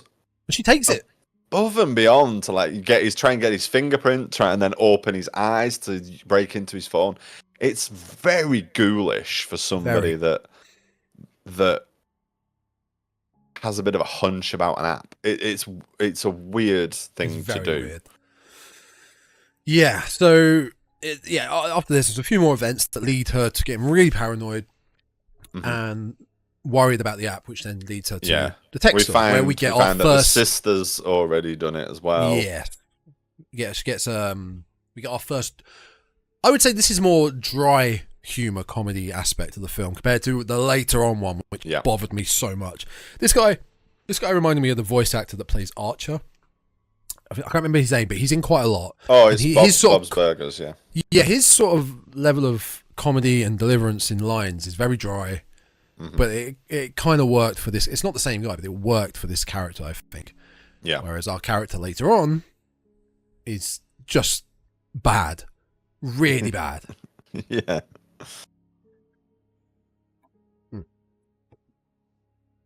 So she meets Matt, you said. We also have a little bit of conflict with another doctor. Well, with a doctor at the hospital. Mr. Rapey Doctor. Yeah, the Dr. Sullivan who basically tries to essay Quinn. He does. And then he does, not tries to. And there is no try. It's just there is just two. there is definitely an essay, but it doesn't get to the. It could have been worse, shall we say? Yeah. Not that it's good, but you know what I mean. She was asking for it. Yes. Basically the hospital and whatever take his side, and she's sort of ostracized. as being a bit of a troublemaker. Yeah, but so there is that element. Instantly, she gets called into an HR meeting, and they are within 5 seconds. We've heard his report, so we have no other choice but to suspend you. Yeah, instantly. Mad. So we have that. That's just worth bearing in mind that we have this extra level of conflict. So yeah, but Quinn and Matt, they go to see this other priest, this wacky priest who knows a little bit about demons. When we first meet him, he's like smoking a bong and waiting for a pizza delivery or something. His Grubhub. He's a nerdy little priest. Demon. They essentially, he reveals that there is a demon that. I'll be honest, I got confused about the rules. I don't know it's basically there is a demon that if you don't die when you're scheduled to die, a demon will come and finish the job, essentially. AKA Final Destination. Yeah, it is. It's Final Destination. This felt like when we get this character and he's got all these books and tomes around him. This felt like at the point of they don't know what to do. Let's just shoehorn in what we're telling you is going to happen. What this is the rules. It is what it is. He just happens to have a book here with illustrations, old-timey illustrations, and text and lore about this demon and what's going to happen. Yep. Just because it's there. It's just there. He has it. It doesn't make a whole lot of sense. And then this is what you were saying earlier about there being no explanation for this. Because when we go back to the tech guy who hacks the app, and at first he basically just hacks into the code, which is filled with Latin. It's essentially a Latin curse that's written into the code. But he attempts to hack it and to change everybody's numbers, so he gives everybody extra years and stuff. They basically bribe him with credit cards for a Tinder date he's going on. It's all very cringy. The bribe of credit cards was so baffling. Rubbish dialogue. But he essentially gives Quinn and Matt, and we find out at this point that Quinn's sister's used the app as well, and she's only got the same amount of time as Quinn, essentially, because they're destined to die in an accident together. Or 3 minutes. I think it's 3 minutes between them, isn't there? So very close. So he adds like X number of years onto everybody, and they think, great, jobs are good and problem solved. And then randomly it just doesn't work. It works for a period of time, and then it just decides that it doesn't.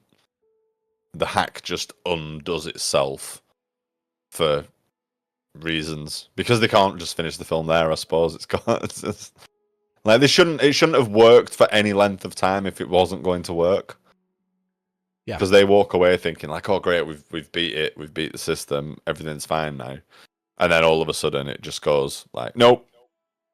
And yeah, that scene after our friend has hacked the app, and when which is very click click click click boom, I'm in. But the thing that bothers me about that so much is the sounds. So he's and then all the text appears on the screen, but it's like the Matrix a bit. Yeah, where's that sound coming from? Why would it make that sound? That's what hacking sounds like. It's just what it sounds like. Hacking on films hasn't improved since Hackers, has it? It hasn't got any better. It bothers me. Nobody so knew much. what it was. But once the 5-minute scene of hacking is done, they're outside in the car going, "We beat it. We beat it. Do you want to come stay at mine? Yeah. They don't. I don't want to be alone tonight." So you think, okay, they just shoehorning a sex scene in, but it was pretty naff. I think it would have. It would have been naff, but less naff, if they'd have just gone, "We beat it," and just made out, just kissed, just made out right there and then cut to the scene of them in bed together, but it's not together. You know what I mean? You don't need the the preamble of him sleeping on the floor, and them having a little chat. Well, like I say, at this point, this again was outstaying its welcome. It's like, right, Really was. We need to get on with this and wrap it up. And I think they realise the daughter is in trouble. The daughter, sorry, the younger sister is in trouble. At this, and that's how they know it's not worked. Yeah, but it's like we know, like we've seen other characters get haunted for like extended periods of time before they die, before their time's up. But for some reason, it just happens. There's no rules. That the younger sister should have been seeing it for like a lot longer than she actually is. And yeah, it's just dull.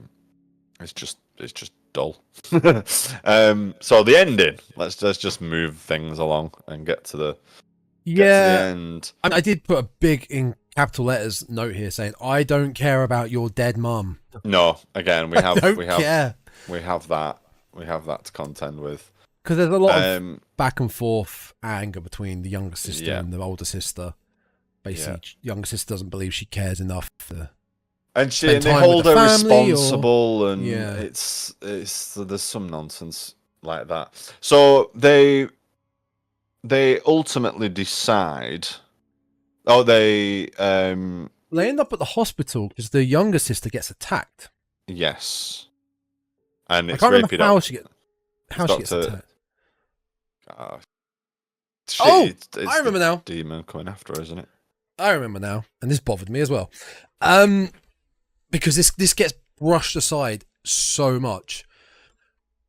I don't remember how, but Matt gets crushed by a car. Oh yeah, I don't remember how this happened either. Okay, he suddenly just like sleepwalks his way out of the house into a car or something. He's having that sort of moment where he's like by himself in his own memory, in his own mind or something. Because his like past trauma is that he stole a toy from his dying brother, which I know we're only mentioning now, but that's how relevant it's not important. It doesn't matter at all. I watched this 2 days ago and I forgot. I'm just gonna look it up now.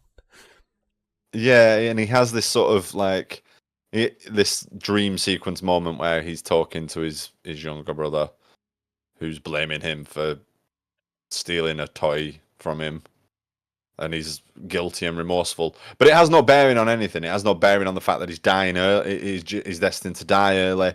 It has no bearing on the fact that he's tried to change his fate.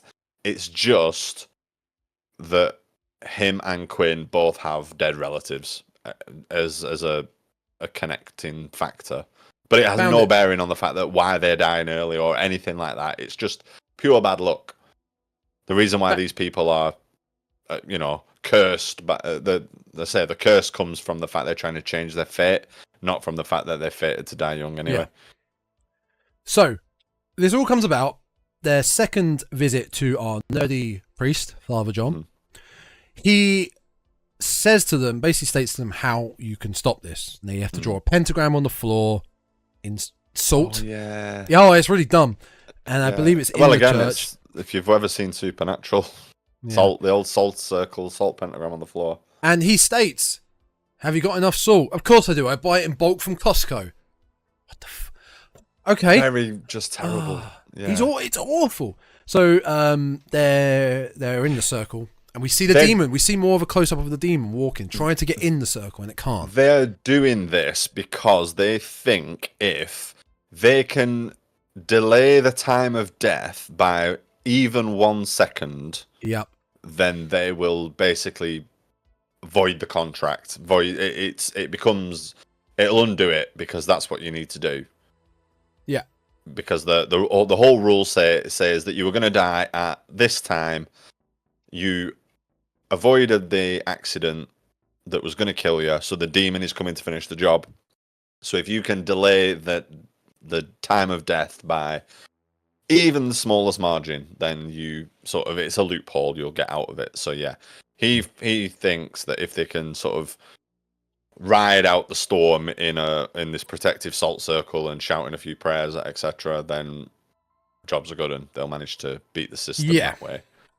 Unfortunately, Matt is an idiot and gets seduced by a premonition of his younger brother, which we just alluded to is his backstory. He walks out the circle, which means the demon can now attack him or do whatever it needs to do. Yeah, and it puts him in a front of a car. Yeah, he runs outside, gets hit by a car. In the meantime, Jordan,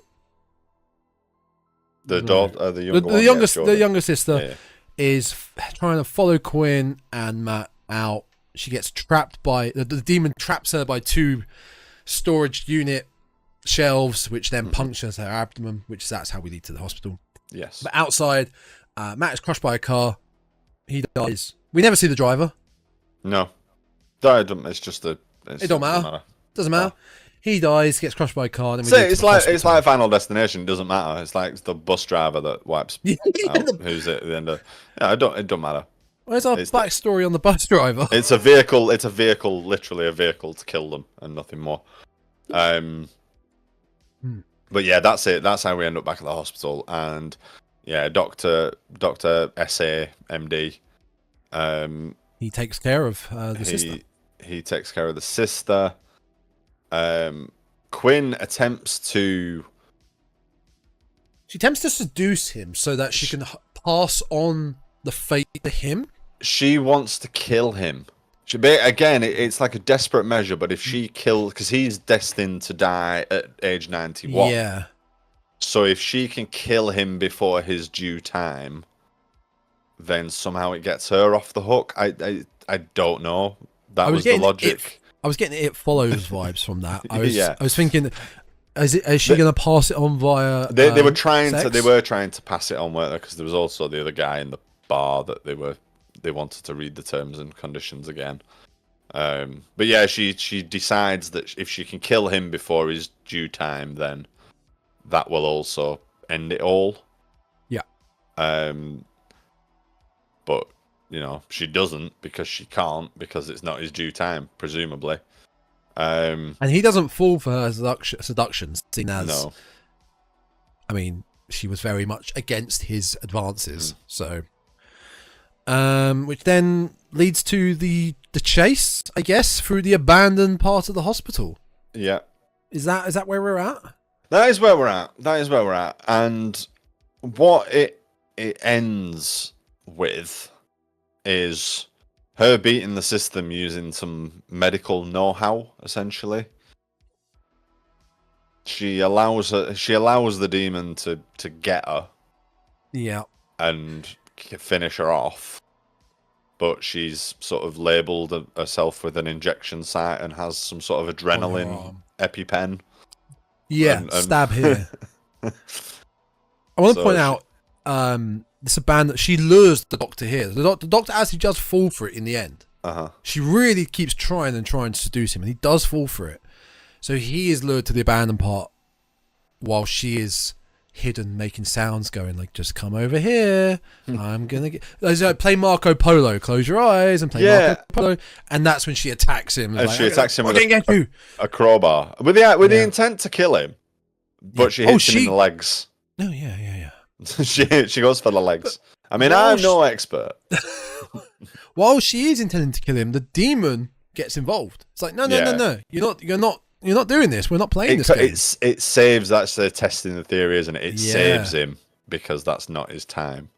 Yeah. Yeah. Also, at this part, because like I said, the whole end of this film focuses in this abandoned part of the hospital. So we go from room to room, corridor to corridor. Sometimes the demon's invisible. Sometimes it's not.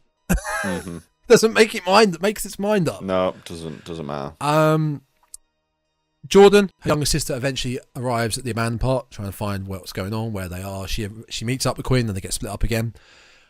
There's a point where Jordan gets her phone out, and it says she's got 1:57 left. I started counting down. Oh, you can never do that, though. By the time, well, I did. By the time that counted down, it was about a few seconds later, by the time I got to 0, a few seconds later, she whipped out her phone and it said about 1:20. Yeah. It was ridiculous. It was absolutely ridiculous. Yeah, I think I wrote younger sister should have died about 5 minutes earlier. Yeah, I mean, there's a lot of that. And then when we get the resurrection, she resurrects herself, and that she's basically beaten the system.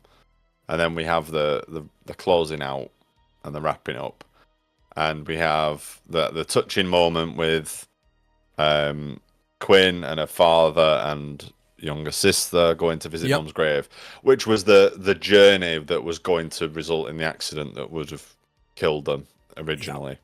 This visit to the mother's grave.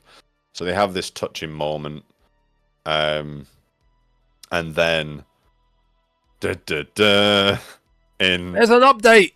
A horribly laughable sequel bit. The notification, the phone notification goes off to say that Countdown version 2.0 has just updated, just been downloaded, and then it cuts to the credits. And awful ending. It's terrible. Ending. It's so bad. It's such awful sequel bait for a sequel that you don't want. No. And just laughably again, because there's nothing scary about a phone app, because it's a phone app. It's like Flappy Birds being deadly, or it's a fart button. It's an app like that. I mean, a killer app about a fart button, that'd have been good. Every time you press it, someone dies. And then we get a middle credit scene of the sort of fate of the tech guy. Where he's... I completely missed that. Why would I keep watching? I mean, I describe it as a mid-credit scene with a tech guy missable. It is entirely missable. Essentially, we cut to him on this date with this lady he met on Tinder.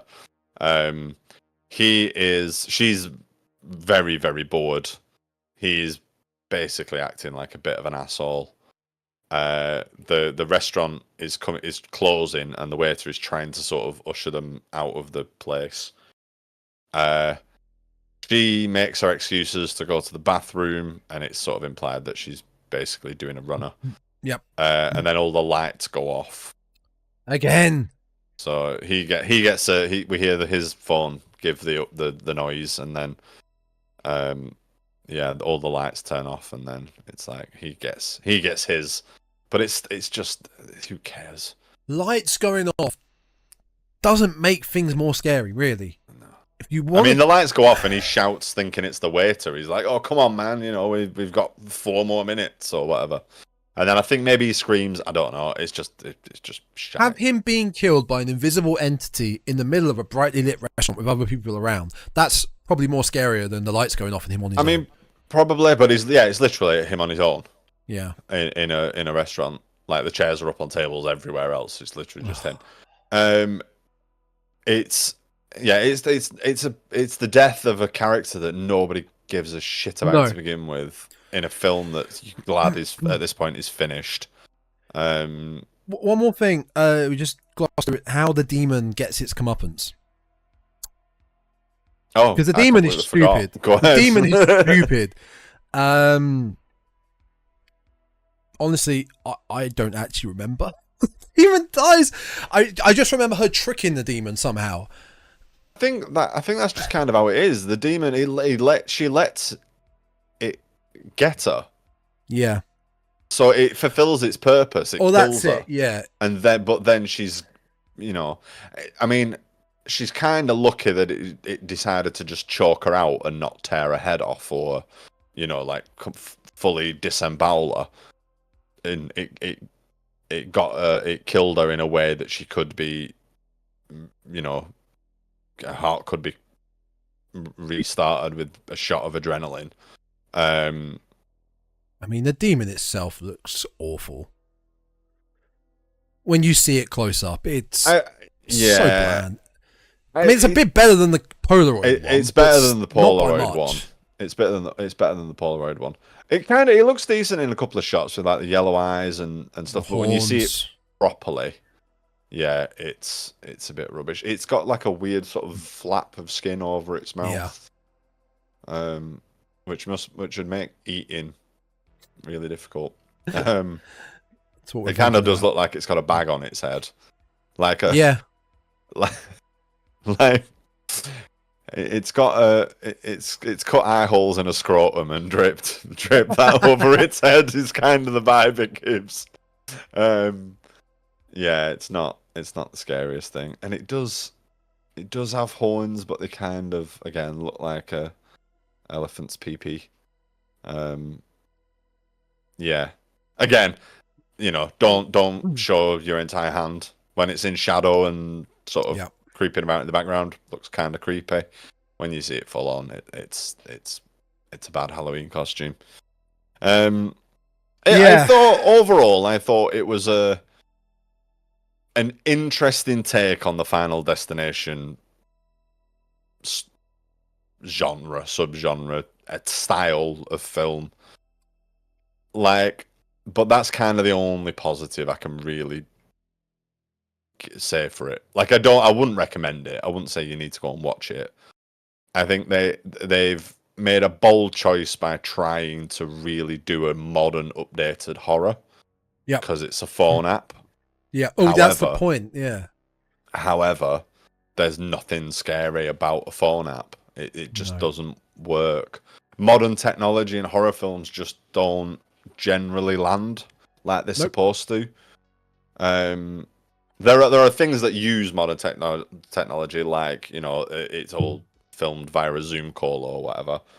Host, Host superbly, did very well, but that's just the framing device. It's not a haunted Zoom call. No, you know what I mean. That's the difference.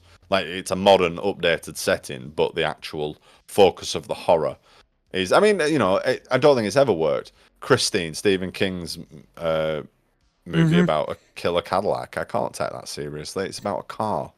Yeah, no, I get you. I think there's a cut-off point for technology to be scary, and it's nothing after 1796 or something like that. You know what I mean? It needs some actual historical age to it. It's fair. So by the sounds of it, you preferred Countdown. I did, but only because there's not a lot in it, and I do think these films are very, very similar. And it's one or the other. If you're gonna feel like you're gonna have to watch one of these, just watch one of them, because you're essentially getting the same story twice. They're very, very similar, and I don't think that was planned. I think that's just the way it's happened. We've picked these films, and it just turns out that there's a lot of crossover. What really lost me, like I say, I felt like this outstayed its welcome a little bit. Yeah, I felt like Polaroid outstayed its welcome a lot more. Interesting. And I felt that there was just too much of sort of flip flopping and shoehorning of ideas in and with Polaroid. The fact that this didn't go into too much detail and just sort of left you to just accept that somebody's written a demonic app and leave it at that, I felt kind of worked in its favor, because if they'd have delved into it too much, it would have lost it. I think it was that attempt to sort of the little loop detour backstory about who the killer is, the possessing the camera, just really lost me. But there's really not much in it. They're both pretty crap, really. Well, that's the point of this show. But the thing I'm now happy about is I prefer Polaroid. Yeah. And again, this is not in the sense of I liked it. Is to say, out of the two, I prefer Polaroid. Yeah. Because of my point earlier, at least the horror aspect has a wraps around and has a conclusion, whereas Countdown just didn't, in my opinion. It just didn't. We'll get more in the sequel. Yeah, when's that coming? Can't wait for that. So, yeah, if I was forced to recommend one of the two, it would be Polaroid, because it felt like a more competent film as well. Yeah. But we have, that's good. I mean, there's only 2 of us. If there was 3 of us, we might get a winner. But there's no winner this week. I mean, you know, if you have, I guess this is when we look to you guys, the listeners and the viewers. If you do watch both of these, or you have seen either of these films before, let us know. Yeah, which one would you pick? I mean, you know, if we have to have a winner, then I don't mind rolling over and going, yeah, all right, it's Polaroid. No, you stick with what you say. It's fine. I don't think there's much in it. I think it's we have to have a winner. It's we're both deciding what we both prefer. You know, for me, Countdown is the loser. Polaroid would have to be the winner out of these 2. You the opposite. That's how it goes. Opposite way, but there is not much in it. No. That's what we can agree with. That's the main point. Not much in it. So... There's really not much in it. Yeah. So they've kind of got a bit of a stalemate then, really, because our other episodes we had definitive winners: Funny Man and Nightmare Sisters. I think if we picked, I think it's because they are too similar in the beats of the story, same beats and settings even, and there's extended scenes in hospitals in both of them, and I think it's just a bit of a fluke that we've ended up with kind of the same movie twice. Hospitals, dead parents, black demons, lights off. Yeah, I think we could. I mean, you know, maybe the fact that they were both the same year as well. Maybe the fact that they both came out at the same time. They're from the same era of filmmaking that we can. Same year, 2019. Some of these there are so many similarities, but yeah, you know, if one of us would have had something like different, because I don't know, because I was thinking about like Advent that we watched for Advent Children, yes, as being a cursed object. It was, and that had a really shitty demon. It did, but I feel like that was a more enjoyable watch than this, because I feel like there was a lot more going on.